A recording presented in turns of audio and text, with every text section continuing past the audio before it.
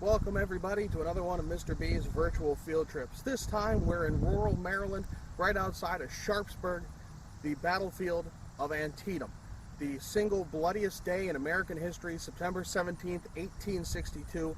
The battle happened here, and we're going to go around and take a look and take you around of the places of the battle itself. So sit back, enjoy, and experience in full 360 the Antietam battlefield. So some exposition to set up the Battle of Antietam. Robert E. Lee was pushing his way north, figuring that if he can take the war to the northern states, that they might back off and decide not to pursue the war any longer and let the southern states go in independence. Perhaps more importantly, Robert E. Lee was hoping that European nations would recognize the Confederacy as a legitimate nation. He needed Britain and France to support the Confederate States in order to have a chance to actually beat the military might of the United States of America. Now, in order to do this, Britain and France are not going to back a loser, because that would only upset the United States later if the United States won. And they are thinking of their long-term trade issues. So they're staying out of it until they're sure they can back a winner. Lee needed to have a victory in order to prove that he could be that winner. Meanwhile, on the opposite side of this, the Union needed to have a victory of their own. Abraham Lincoln was seeing that the desire to fight this war was suffering up in the north, and that people were less and less interested in the actual fight. So instead of keeping it about holding the Union together, Lincoln decided it was time to make the war truly about slavery and free the slaves in the areas in rebellion. Not all the states, because you need to keep those border states on your side till the end of the war. Calculated move. But in order to free those slaves, he needed to have a victory, or else it would look like desperation on his side. Being the last act of a desperate nation of, oh, we'll free those slaves, so then that could be a reason why people would instead back the South and say that the North is getting desperate. Lincoln also needed that big victory. With Lee pushing his way out into the northern states, crossing the Potomac River into Maryland, and eventually on his way towards Pennsylvania, this was the big chance for both of those sides to get their big victory. Lee had split his forces, part of which attacking Harper's Ferry under Confederate forces to take that out. There were 13,000 Union soldiers stationed there, and he couldn't leave them back behind his army. The rest of the forces would be moving northward, smaller groups, so that they could be quicker. But that takes a lot of calculations and coordinating those kind of maneuvers. That creates written orders so that everyone can be on the same page, sometimes quite literally. At some point, Special Order 191, the complete detailed plan for moving north, had gone missing. One copy of it, wrapped around 2 cigars, was dropped by the side of a road, and Union soldiers picked it up and gave it to their commanders. George McClellan, the leader of the Union forces, knew exactly what was going to happen. He knew exactly where Lee was going to go. But McClellan was a very slow-acting man who was very, very, very cautious. He didn't want to waste his men's lives, and therefore he would be very slow in deciding on what his next move would be. Even though he knew exactly what Lee was going to do, even though he knew exactly where to be, he still could not muster the courage to get there and make the decisive moves. Lee got his chance to set up along Sharpsburg, along Antietam Creek. And so McClellan had to go up and work around what he had already designed. It was here, with 87,000 Union soldiers and 38,000 Confederates around Sharpsburg, where this battle would take place. Even though Lee was outnumbered 2-1, McClellan didn't trust what his information was telling him. He thought that Lee must have a much larger army that he simply isn't aware of. And so he was cautious. And so when they charge into all of these various situations, you get some very odd things where Lee ends up holding, even though he is vastly outnumbered. So with that, we'll take a look at the 3 major parts of the battle: the Cornfield, the Sunken Road, and the bridge. And we'll go through these step by step. The day before, September 16th, 1862, Lee's men were marshaled up into this area. They were given plenty of time to get ready, as George McClellan, the Union general, was very slow and methodical in moving his troops, cautious that Lee had far more soldiers than he actually did. Lee had been moving very quickly in a very coordinated movement to try and give it speed as he moved up towards Pennsylvania. It was here at the Dunker Church where he would set up his primary group.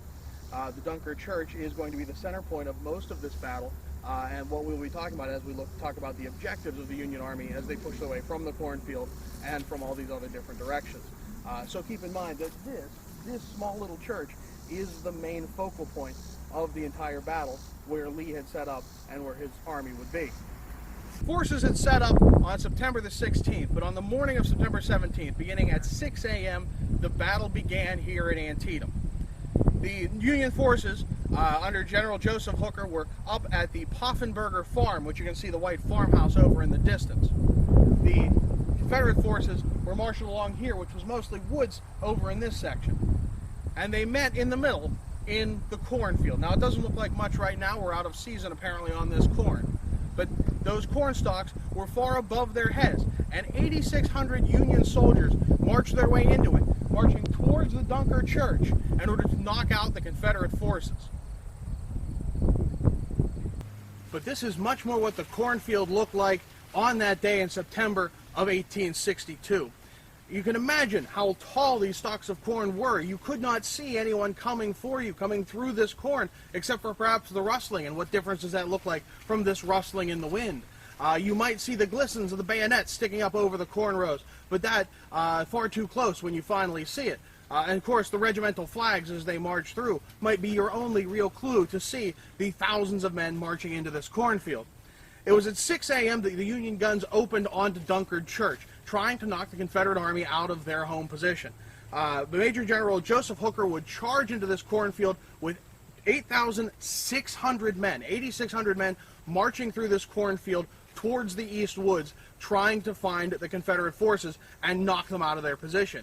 They were trying to finally find and defeat Lee's army and drive them back across the Potomac.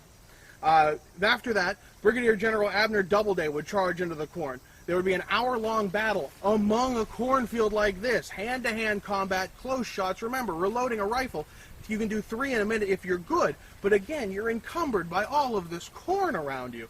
It's just not very easy to move in something like this. Stonewall Jackson would counterattack against the 8,600 men led by Doubleday and Hooker and push them back. 7,700 men from Confederate soldiers would face off against that 8,600 Federal troops.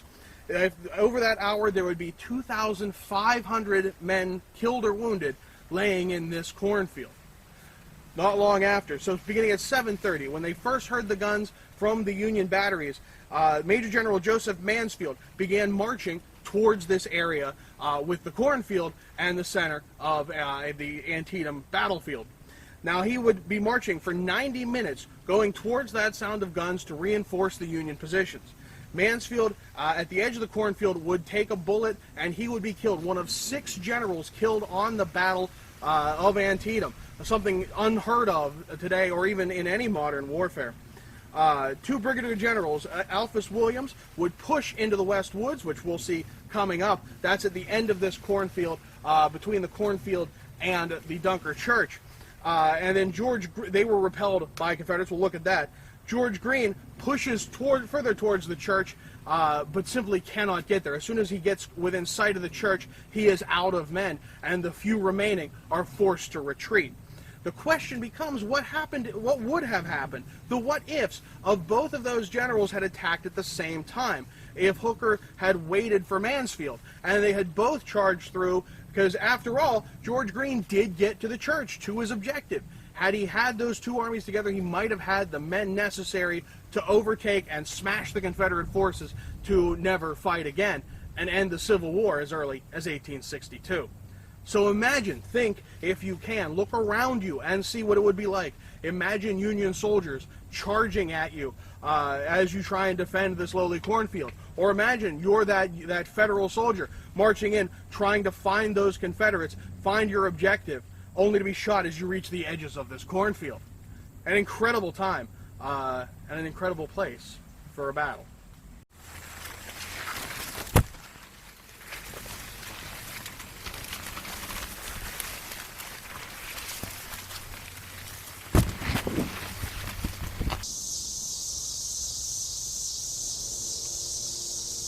So after the forces led by General Hooker were stopped at the cornfield, and as they pushed into the West Woods, they were repulsed and sent back.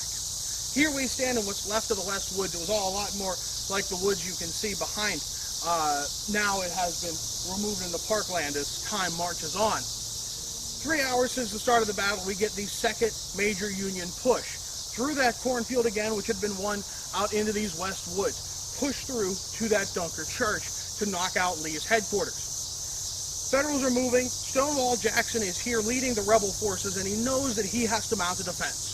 So he pockets his soldiers among the gullies, behind rocks, 5,000 Confederates in these woods, in a vast arc around them, waiting for those Union troops to push their way in. 10,000 Union woods, led by Major General Edwin Sumner, gets split up. The 2nd Division gets left behind, so 5,000 more troops stuck back behind. 5,000 Union forces, 10,000 Confederates. Those 5,000 Union forces march their way in to this swarm of 10,000 Confederates pocketed behind rocks, and they are massacred.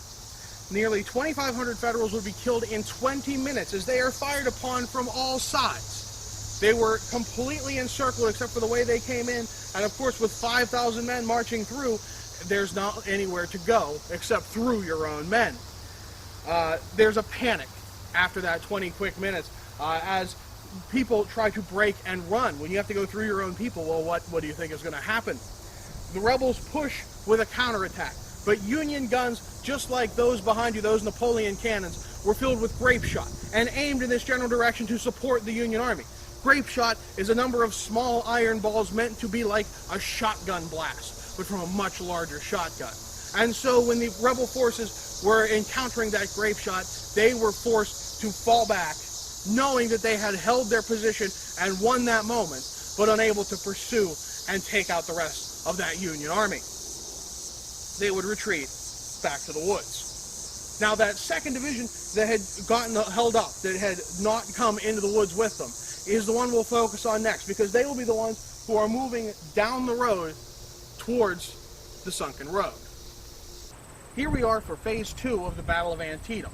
Beginning around noon, we moved to the Sunken Road. This was just a simple cart path, a road for moving ox carts to and from, and over time it had been worn away and sunk into the dirt as more and more of the road was slowly carried away over many, many years. It was here that Major General D.H. Hill of the Confederacy would put his 2,500 troops. It forms a natural barrier. You have walls on either side that your soldiers can crouch behind and get some protection as they fire up towards the Union positions. So it would be here that it would be perfect in order to have some real protection. Now, the beauty of all of this is that as the Confederate troops, they are entirely protected, and the Union troops really have no idea this is here. No one knew the lay of the land well enough to know that there's a road here, and it might be filled with rebel soldiers. So, I want you to look over towards that marker. That marker is where French's, General William French's army came. That 2nd Division, that instead of going into the West Woods, they were trying to sweep their way around and hit the side of the West Woods to help knock out Stonewall Jackson. Instead, they came over this hill and were ambushed by 2,500 men here in the Sunken Road. You can look, as Mr. Prebus has been so kind to carry the colors and march up over the hill. You don't see them until it's far too late. That is well within firing range. And so it was very easy for everyone to be able to pick off those soldiers. 5,700 soldiers coming over that hill. It's so easy to pick off. They were marching line abreast with nowhere to go. If they even dove to the ground, then that would mean they'd be trampled by the rows of soldiers behind them. That causes more problems for your friends to be stuck in the line of fire. And of course, there is nowhere to hide otherwise. You're in open ground. You saw them beginning with the tops of the flags and then the bayonets, and then it was so easy to just fire at them. It was a shooting gallery from here in the Sunken Road. And so, very quickly, we had thousands of soldiers picked off from the Union lines. But that would not be the end for the Sunken Road. Now, I brought you up here to where Mr. Prebus was just standing. This is the monument where you had 470 U.S. soldiers down in just 20 minutes as they came over this ridge and over this ridge and over this ridge, not knowing that the sunken lane was just below. Now, we're going to walk just a bit so that you get a chance to see what it was like to come over that ridge and know that it was absolutely quick. Now, Mr. Prebus is there standing. Imagine him crouching. laying along the road. Maybe all you see is a head and a gun. There's the whole lane right there, and immediately it comes from nowhere. Now, if we had less foliage, we'd come up further over the hill, but you really get the idea that, yeah, they had no chance. And again, imagine lines of soldiers at each side of you, marching shoulder to shoulder. You had nowhere to go. And so, this is where we really get the deadliness, as William French's men came up over and encountered the Sunken Road. Now here we are again, further up the Sunken Road. You can see our last position further up that way, and on the hill is where William French's division, 5,000 men, was coming. Now there was a second division led by Major General Israel Richardson. Richardson's men were coming right up over this hill, and if you can tell from where you are now, you can't see up over this hill. Even if you climb up on top, there's a small gully and then it's back up to another hill, and it really is difficult to see where they're coming from. So this is both fantastic for you as a shooter, but as soon as they get into that gully, you don't know when they're popping back up, and then they suddenly have just enough cover in order to shoot back at you without as much danger. Israel Richardson's men would move along to the side where that observation tower is now. That tower was put in when this became a place to use to learn strategy. That's why you'll see a lot of large black placards here with very detailed information, because the U.S. Army used this to study strategy. That's how important this battle was. Richardson's men moved off to the side, and now they were able to fire straight down the Sunken Road. It's at this point that the Sunken Road became known as the Bloody Lane. As they were able to fire straight down the road, there was no cover for those Confederate soldiers. And as General Anderson of the Confederates adds up for more reinforcements, they are stopped, and it goes out that there is a retreat call, a mistaken retreat call. There was no retreat ever sounded. But the men break and run, and now you have Union soldiers from each side surrounding you, firing down the lane and causing massive casualties. You would have major issues throughout all of this. And it's at this point that George McClellan was told that he had a chance to end the war. Well, as McClellan was reading the reports, he said he didn't like what was going on. This couldn't be what he thought it was. This couldn't be what it looked like. Major General John Porter's 5th Corps, he had 25,000 troops, and he was being ordered up to come and finish off the Confederate soldiers, to finish off Lee's army and drive them into the field and destroy them as they try and cross the Potomac to retreat back to Virginia. It was at this point that John Porter says, "General, I command the last reserve of the last army of the Republic." And McClellan hesitated and called it off.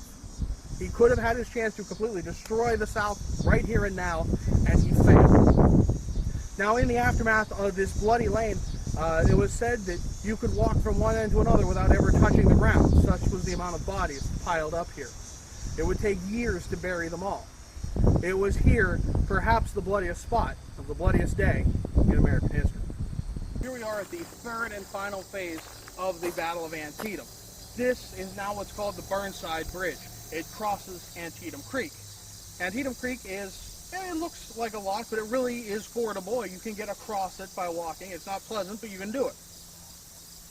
Ambrose Burnside had a full division of men, 2,500 men, and they were looking to come across this bridge to this side. On this side were 400 Georgians. 400 Georgians led by Brigadier General Robert Toombs, and they were set up along these bluffs in the foliage. I'm sure there was less of it at that point, waiting to pick off the soldiers as they tried to cross Antietam Creek. Now, Burnside would send one division of soldiers, one division led by Brigadier General Isaac Rodman, 3/4 of a mile further to the south to try and cross the river to a better place, and then rejoin up with them once the Union Army had crossed. This would be an extra bit, a late reinforcement, or if nothing else, they would get across and help spring the Union Army to get across this particular bridge. They would be out of the action for at least a solid 3 hours. 3 divisions would try to cross this bridge, and we're going to get on to the other side to get their point of view as they went across the bridge. So here we are on the Union side of the bridge. On the other side would be Robert Toombs' 400 Georgians repelling Union attacks. Ambrose Burnside would send 3 divisions across. First, the one by George Crook got to about here before being repulsed back. Too much fire, they would retreat. They would try a second time. The Brigadier General James Nagle would force his way onto the bridge and then be pushed back. Now, if you think about it, just how wide that is, you can get, I don't know, maybe 8 to 10 soldiers across if you're squishing. At that point, all you have to do is fire in that small space over and over and over again. It doesn't matter how many you're sending. You have a very narrow window of fire that you have to hit. And therefore, the casualties were staggering. It would not be until a combined group of the 51st New York and the 51st Pennsylvania that would come and charge across the bridge, seeing that Toombs' men were starting to slow down with how quickly they were firing. Perhaps they were low on ammunition. Perhaps they were simply too hot and exhausted in this staggering September battle. They would finally push through, and it was at that point that you would get that flanking division from Ambrose Burnside's Isaac Rodman division coming in to help out and sweep the rebels aside. So Toombs' Georgians would break and run after the Union Army had gotten across this bridge. It would be that after the Sunken Road and now after the victory at the bridge, despite having tremendous losses for the North, this would be one last chance to finish off the army of the Confederacy, the Army of Northern Virginia. It was at this time that A.P. Hill's Confederate forces, who had attacked Harper's Ferry early on in the day, had marched 17 miles and dove directly into a battle. When they came, they would stop the Union Army from advancing, and as sunset begins to pour in, it is simply too late to have effective fighting. With that, both sides would retreat to their encampments. And on the next morning, both sides basically dared the other to begin the fight. Lee's men were far too tired. Again, he was outnumbered 2-1 at the beginning of this. And McClellan felt that, well, if Lee isn't attacking, he probably has a good reason not to, meaning that he must have more men than we're seeing. He must have reinforcements. So McClellan waits as well. Both sides would have a quick truce in order to grab their wounded and bury their dead. And then Lee would escape back to Virginia. McClellan had his chance to end the war here in 1862, and he failed, despite the victory on the field. So we finish in that observation tower that was built for the Army to study this strategy of the Battle of Antietam. And we finish asking, well, what was the real result? Yes, Lee suffered a defeat on the battlefield, and he was forced to flee, but what are the actual results? Well, in the human sense of things, the Union showed up with 87,164 men, 12,000 casualties, with 2,000 of those being deaths. The Confederate forces came with 38,000, 10,000 casualties, and 1,500 dead. The bloodiest single day in American history. Now, apart from this, McClellan would be relieved from command just 2 months after by Abraham Lincoln. Abraham Lincoln actually came and visited the battlefield to speak with McClellan and get the overall result. Lincoln was not happy that McClellan had the chance to finish off the Confederate Army and failed on at least 2 occasions. He could have ended the war if he wasn't so cautious. So McClellan would be relieved, and McClellan would hold a grudge and eventually run against Abraham Lincoln in the election of 1864. He'd lose, but just imagine if he had won. Complete difference and change. This also stopped Lee's invasion of first Washington, D.C., perhaps bringing a close to the war politically, and it stopped Lee's first invasion into the North. Had Lee been able to gain this victory, he would have gotten foreign recognition, and British and French soldiers would have come to fight alongside the Confederate forces, perhaps splitting this nation in two. Lee would lose, and though he'd have the second chance in the North, he would lose that as well. His best opportunity has gone. The bigger thing, though, is that Lincoln gets his victory. And so just after, he would issue the Emancipation Proclamation, which makes the war about slavery, making it so that the North had a better reason to fight, a moral obligation to win this war and not just let the southern states go. This also keeps France and England out of the war on top of that, because both countries had outlawed slavery long before the United States.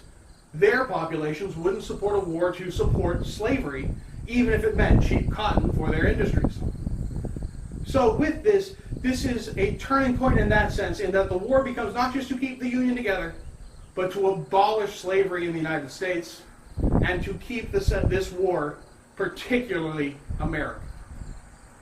With that, that's going to wrap it up for me. I'm Mr. B. Thank you for joining me on this virtual field trip to Antietam Battlefield.